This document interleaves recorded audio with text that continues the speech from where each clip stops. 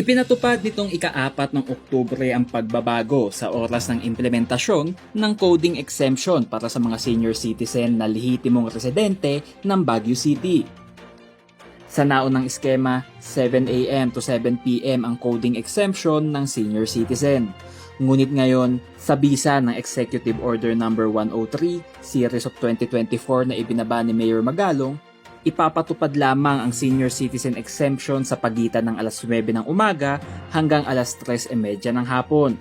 Ibig sabihin, walang coding exemption ng senior citizen bago at paglipas ng alas 9 hanggang alas 3:30 ng hapon. Ayon pa sa kautusan, ang pagbabago sa naturang traffic scheme ay bunsod ng napansing traffic congestion tuwing rush hour, magmula nang ipinatupad ang senior citizen coding exemption nitong Agosto. Grabe yung congestion natin. Ang haba-haba ng mga pila ngayon sa terminal, di ba? Yan pa lang sa mga main thoroughfares natin. Every day, pumunta ka dun sa Nagilian Road, di ba? Bago ka palang dumating sa cemetery, pag galing ka sa Irisan, ang haba-haba na kagad ng pila doon. Diyan sa, kita mo diyan sa UP Drive, ang haba-haba ng pila doon. Doon sa Marcos Highway, ang haba-haba. During rush hours. Kaya kailangan mag-adjust din tayo. Dagdag pa ng alkalde, ang pagbabago sa naturang traffic scheme ay kinakailangan upang maibsan ang epekto nito sa mga commuters.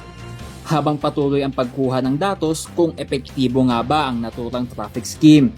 Yun ang maganda doon sa ginawa natin. Kaya hindi natin talaga pinirmahan kagad yung ordinansa. Kasi nga, it was not based on data. Kailangan talaga kasi yung mga decision should be based on data.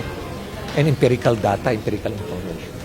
Patuloy namang pinapaalalahanan ang publiko na ang coding exemption ay epektibo lamang sa mga lehitimong senior citizen ng Baguio City na may patunay na siya ay nagtatrabaho o di naman kaya ay may medical appointment.